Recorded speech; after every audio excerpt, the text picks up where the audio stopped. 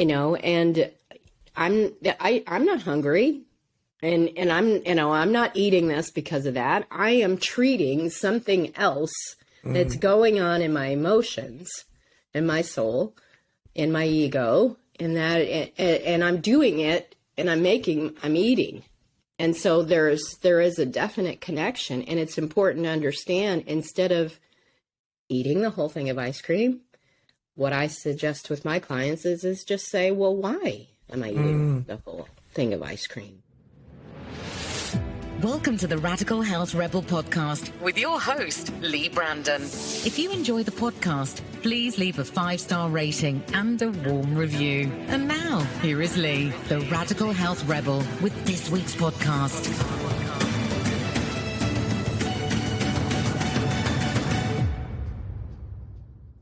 Donna Tashjian, welcome to the Radical Health Rebel. Thank you. It is a pleasure to be here today. And it's great to have you on the show. So today's episode is entitled Mind, Body, Spirit Connection with Donna Tashjian. And in my work as a Czech practitioner over the last 21 years, I've developed an understanding of how the body isn't just a musculoskeletal system of pulleys and levers with organs, glands and nerves. The human body is an amazing combination of interconnecting systems, including physical and non-physical systems that intelligently interact. This information has enabled me over the years to help people overcome injuries, pain, and a whole myriad of health conditions, because without exploring all possible causes, physical or non-physical, resolution to a health condition is sometimes not possible. So I'm really excited to be having this conversation with you today, Donna, on the mind-body-spirit connection. So to kick things off, can you share with the audience a little bit about you, perhaps your upbringing, your professional education, and your career to date? Sure. That sounds like a good list there. A little bit about something that shaped my life is I grew up in a blended family.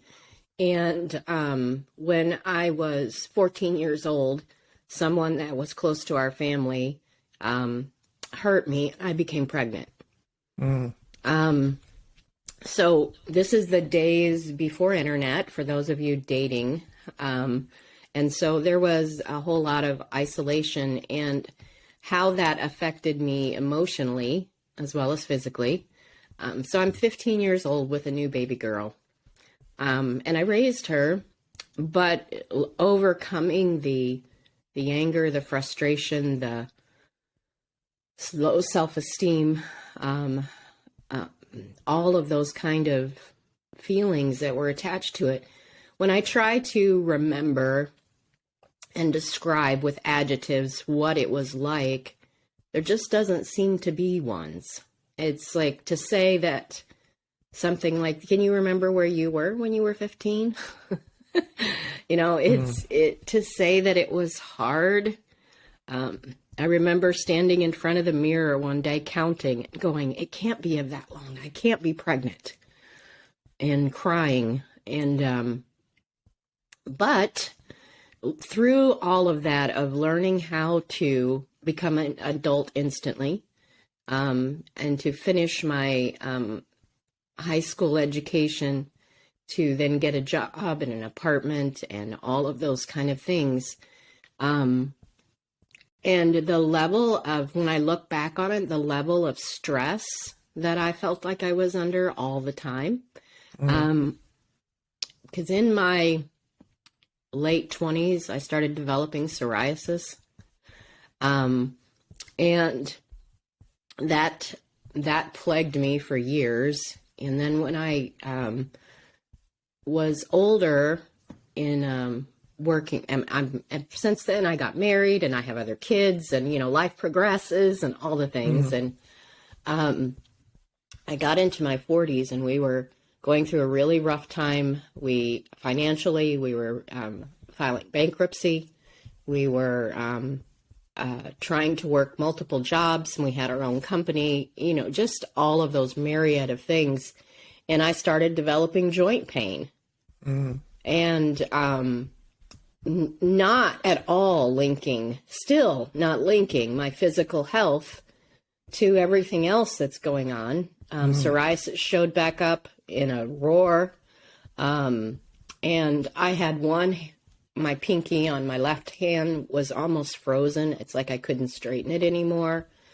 The joint pain got so bad that I was taking about 8 to 12 ibuprofen a day, trying to manage the pain. What do you think that's doing to my stomach lining, to my gut?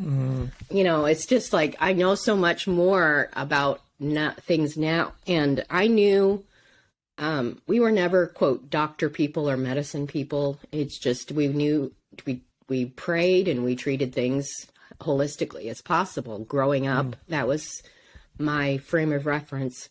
And I knew if I went to the doctor at 40, they're going to say, oh, let's just put her on arthritis medicine. I'm like, but what's causing the inflammation in the first place?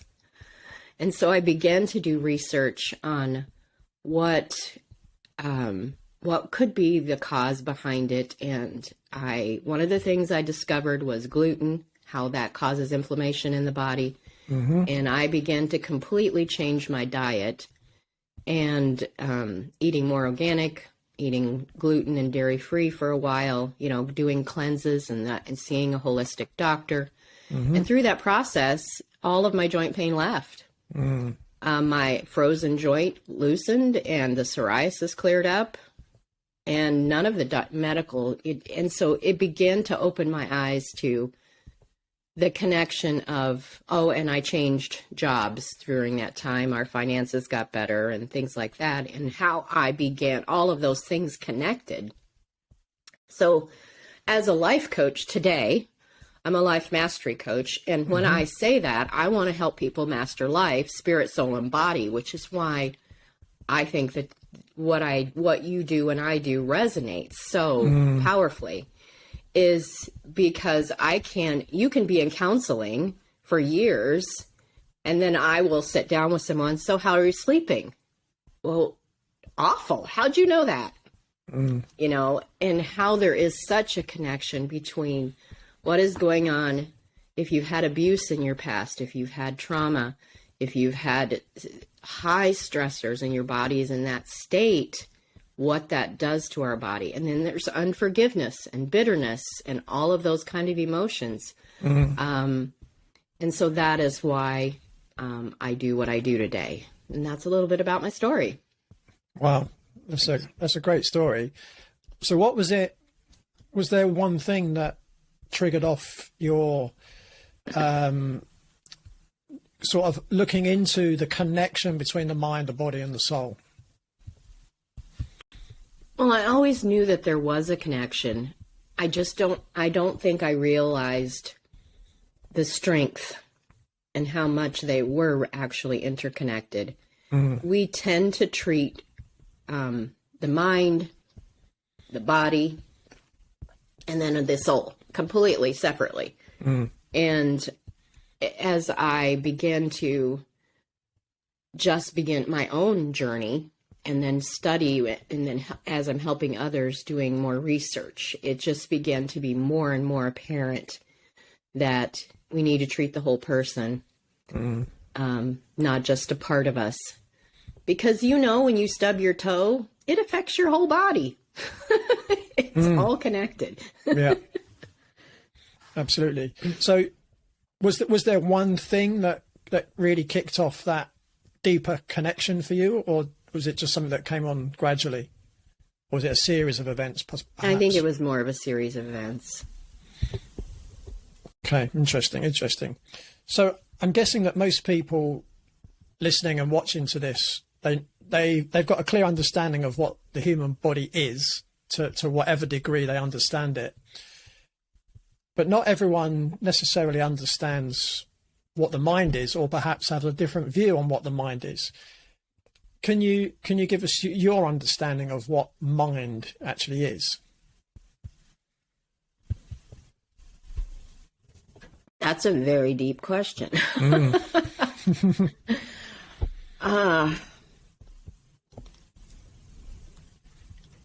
In truth, to me, it's very hard to separate what the different parts are And we, in our understanding, try to label things to bring to try to figure it out. And this connection in truth, I don't know that we will ever completely figure out what it all is. But the mind generally for me is your intellect. It's your reasoning. The part of our mind to be able to, there's the subconscious and the conscious mind, and how those work in harmony together. Our conscious mind decides by their beliefs what they allow the subconscious mind to believe.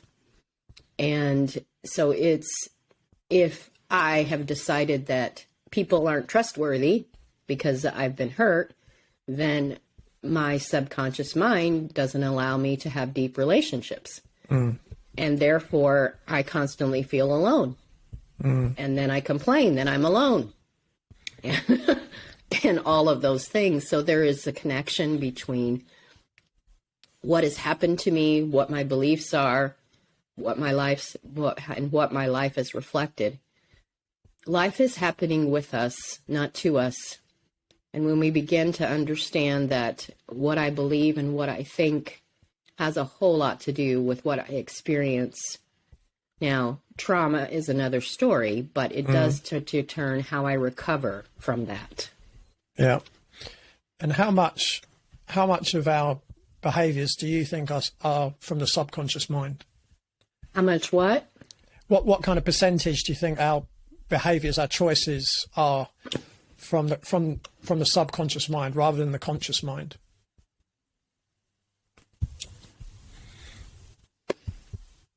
I don't know. What do you think? Well, the person, I guess, who's probably quoted the most is Bruce Lipton. And obviously he wrote the book, The Biology of Belief, and he's written a number of books since then. But he suggests that around 95 to 99% of our behaviors, our choices, are subconscious. So, I suppose a good analogy is, you can be driving on a motorway or a highway and you could do 50 miles and you can be completely unconscious of what you did in the car, right? Because, you're not thinking about, how hard you're hitting the pedals. If you've got a manual gearbox, you can go for miles and miles. You think, well, who's been driving the car? Because my conscious mind isn't driving the car. It's my subconscious. Right. And, if you use that analogy in everyday life, you think, well, how much of what I'm doing in everyday life is subconscious? Right. And I would suggest that Bruce Lipton's probably quite accurate. That it is around 95 to 99%. I know it's high. I agree with you and him on that it's very high. Because like I used in my analogy of lacking to trust people, my subconscious is saying this isn't safe. And therefore I'm keeping people at bay. But then I'm turning around going, what's the matter with me? Why doesn't anybody love me? And I don't even realize why it is what it is. Because it's subconscious. Because it's subconscious. Yeah. Yeah. And I certainly find, sometimes you're working with someone and, you're giving them things to do and they don't do them.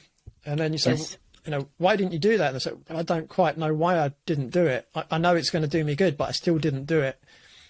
And that's an aha moment, because that's like, okay, so what's driving the problem is subconscious. There's a definition of mind by Dr. Dan Siegel. I don't know if you're familiar with Dr. Dan Siegel. I'm not sure. It sounds kind of familiar. Yeah, so he says that mind is an embodied and relational process that regulates the flow of information and energy. That's a good definition. Yeah, it is a nice little definition. So I think what's important, what we've just been talking about with the mind, for people listening, is that quite often, we can have illnesses, we can have pain, and it might be that there is something causal from our mind. Now, it doesn't mean that the pain or the illness isn't real, because I think sometimes when people visit a medical doctor and the medical doctor doesn't know how to help the person, and quite often their kind of go-to diagnosis is, well, it's in your head. well, they're correct. It is in their head, but what are you going to do about it? Right. So that I know can be really frustrating for people sometimes. And, you know, it is really important that you work with someone like yourself who can work with the mind and help. The best resource to me is if a doctor, whatever kind you go to, is got the same kind of perspective. Let's figure out what's going on emotionally, physically, and in the whole body to be able to treat the whole person. Those are the best. Yeah, absolutely. And sadly, that's hard to find. Yes. Yeah. Everything's, let's just throw a drug at it. That's one of my soapboxes. Yeah, me too. So that's a little bit about mind. So hopefully people have got a bit more of an idea of what we're talking about when we talk about the mind. Because some people think that the mind is the brain. And again, that's probably another can of worms we could open up. But so that if that's the mind, this is a subject that I think people probably think a little bit less about. How would you describe what the soul is? I would describe the soul as the more emotive part, where I called the mind the more intellectual, reasoning. But they're all interconnected. That's just the important part to remember through all of this. It's hard to dissect something that's integrated. But it's the emotive part. It's the perhaps a little bit more of your quirky personality kind of stuff. To me, that's the kind of thing that I mean by the soul.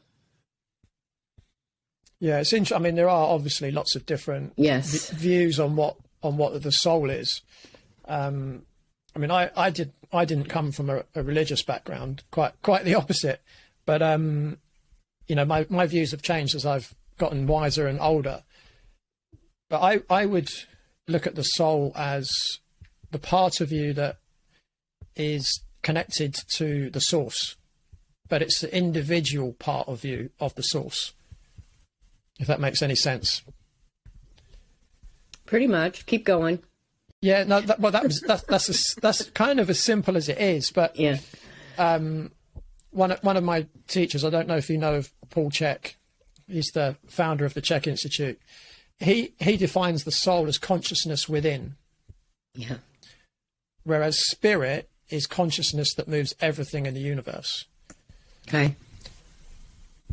Now that kind of rings true to my understanding, is that, you know, your soul is the individual part of the source, and it's the part that can experience in this physical realm. Because obviously what we're talking about, if we're talking about mind or soul or spirit, they're all non-physical. They're not physical things.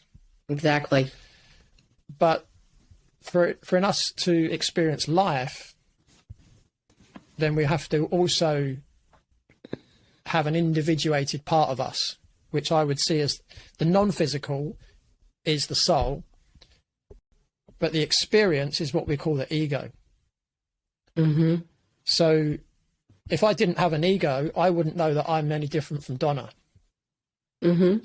So my ego allows me to differentiate me from the rest of the world. Mm-hmm. And that's what people put labels onto as well. That's part of your ego, right?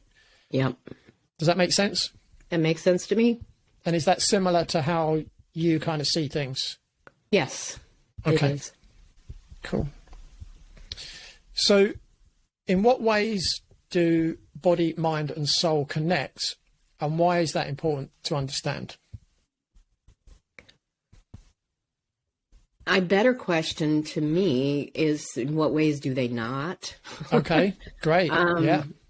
Because to try to define how they connect, it would be, it's to me, there is connection across every gamut. If you can imagine a bunch of wires and they're all integrated, and you can't just determine which, they're just connected through it all. it's important to understand because, as I said before, we just treat I got a pain. We treat the pain.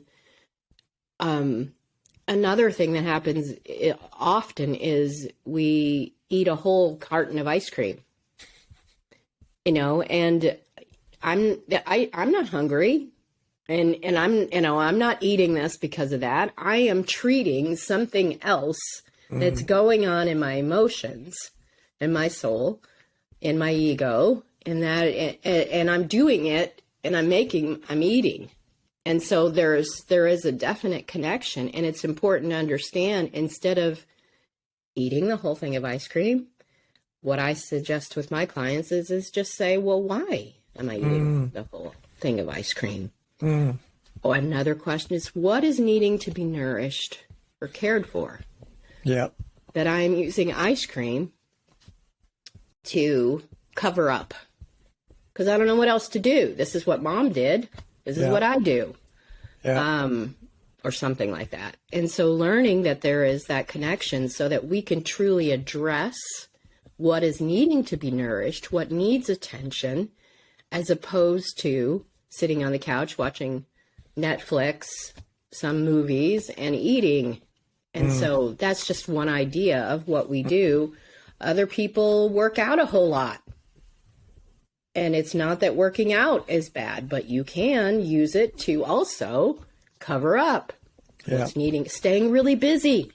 We do all kinds of activities to mask what really needs attention. Yeah. And so learning to have times of stillness, times to really listen to your soul, to your intuition, to what is really going on, what is really upsetting me. I have been in situations where I reacted strongly, knew that I shouldn't be reacting the way I am at this moment, but I am.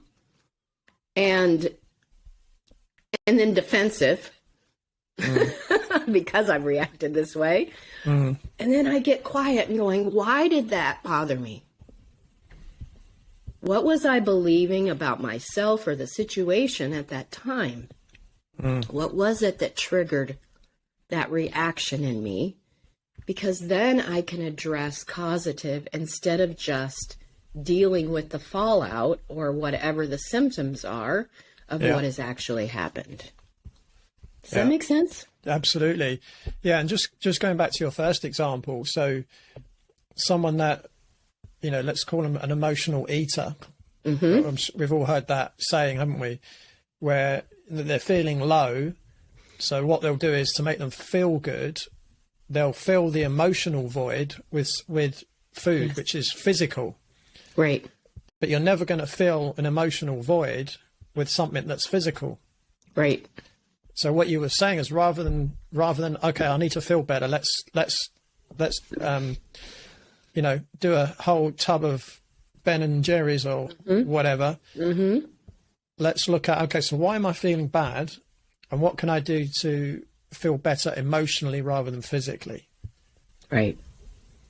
Because then I usually feel worse physically. Yeah. Yeah, definitely. And then I'm dealing with other problems. Yeah. And then you've got a physical problem. Yeah. And the other example you gave was quite an interesting one. So, someone that perhaps works out a lot, or could it be that someone, they feel the only way they can respect themselves or get respect from others is to be big and muscular. And so all they're doing in the gym, they're building up and building up and building up. But actually, all they want is recognition from other people. And probably more importantly, they probably need recognition from themselves. Yes. And it doesn't matter how big they get, and it doesn't matter, how many steroids they want to take, if that's the route they go down, it's still not going to solve the problem of not feeling loved by themselves or others. Yes. Absolutely. So they were good examples there. Do you deal with anything along the lines of soul contracts at all? Sometimes I've used the word soul ties, those type of things. It's not something I dive deep into, but I'm aware of them. So just for the listeners, if people haven't heard the concept of a soul contract, what that basically is suggesting, and Caroline Mace is the person that's probably most well known for speaking about soul contracts. And the concept is that before you enter your physical body, you make contracts with other souls so that when you come into this lifetime, you will meet up at some point with these souls, obviously in physical form, and you will potentially be challenged in this lifetime to give you an opportunity to learn in this lifetime. So that would be my kind of overview of what a soul contract is. And in what way would you work with someone with regards to a soul contract? It's not something that I really focus on in my coaching practice. I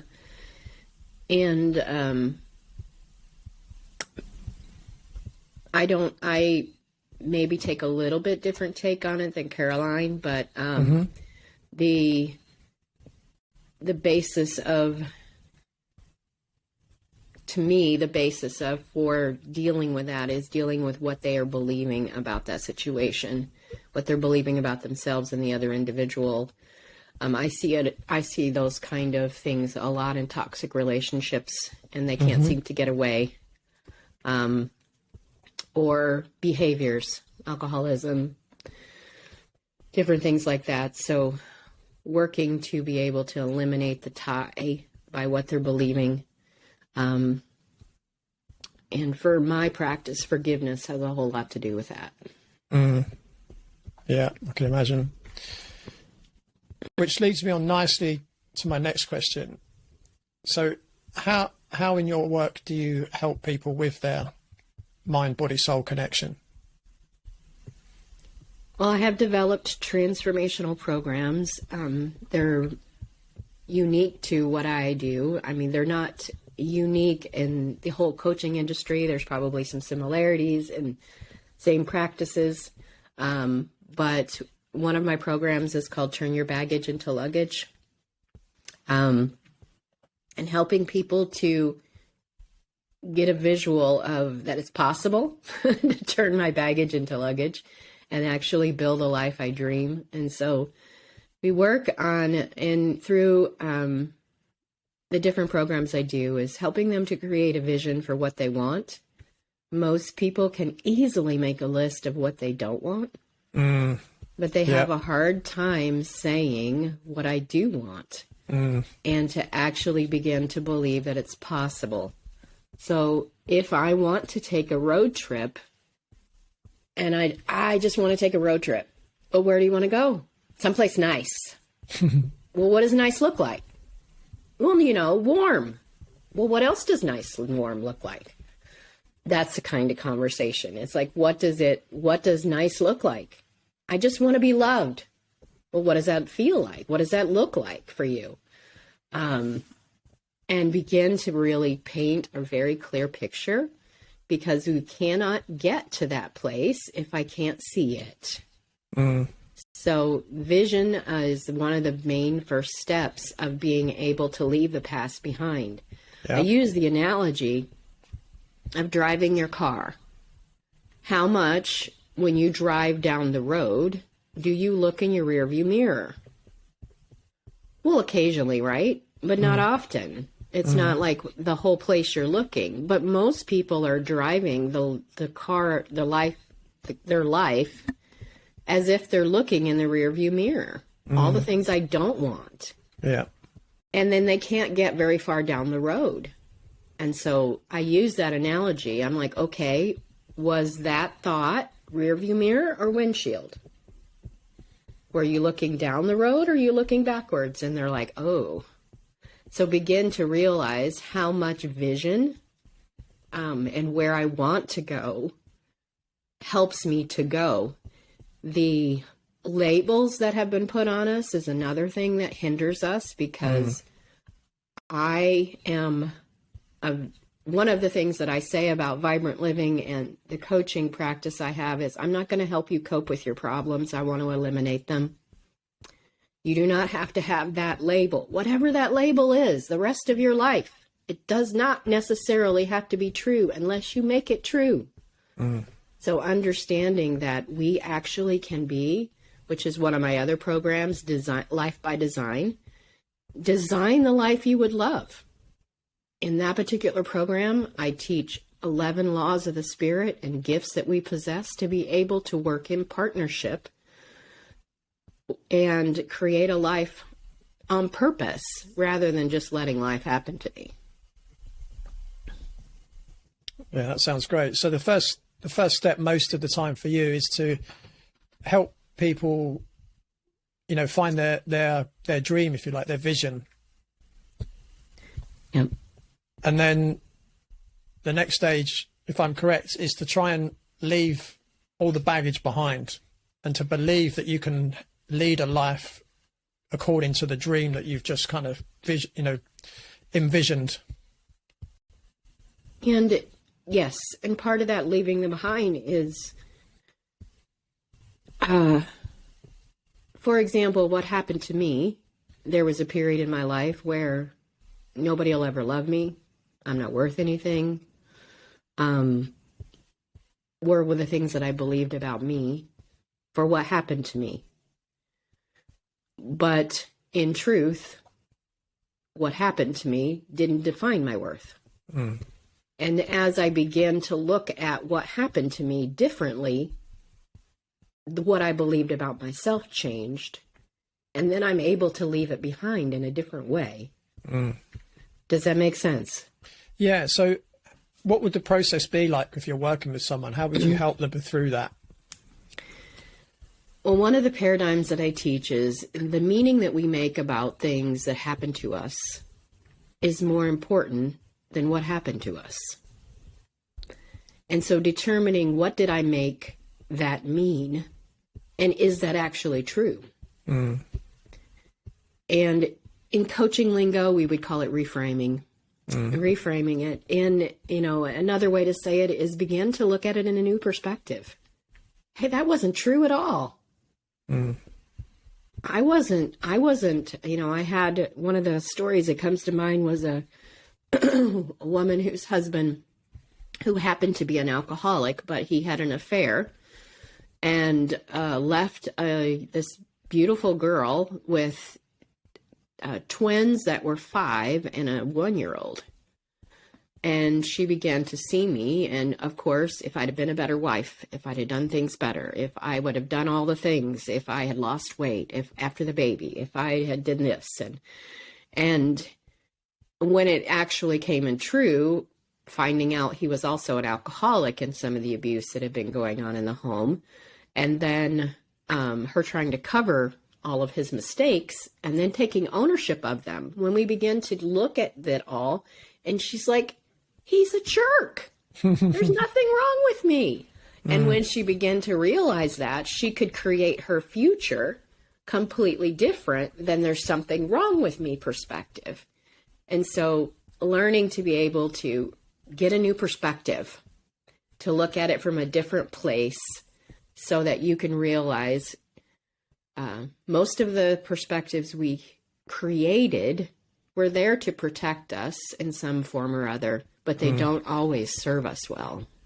Yeah, certainly in the long term, right? So basically what you're doing is you're working with someone, you're finding out what their understanding is of a certain situation and really challenging their belief, if you like, around that situation. Yes. And you're inviting them to have another view. Yes, choose something different. Yes. That sounds good. You mentioned your 11 laws of spirit. Mm-hmm. Can you tell us a bit about that? That sounds interesting. Thought you might like that one. Yes. It isn't necessarily, some of the laws you may not have, you probably have, but maybe not the listeners have all heard of. But it's just learning that One of them is the law of thinking. If you're enjoying this podcast so far and want to watch the full unedited version, head on over to our Patreon channel at www.patreon.com/Radical Health Rebel, where you can support the podcast for as little as a takeaway coffee and receive lots of other premium content and discount offers. Thanks for watching.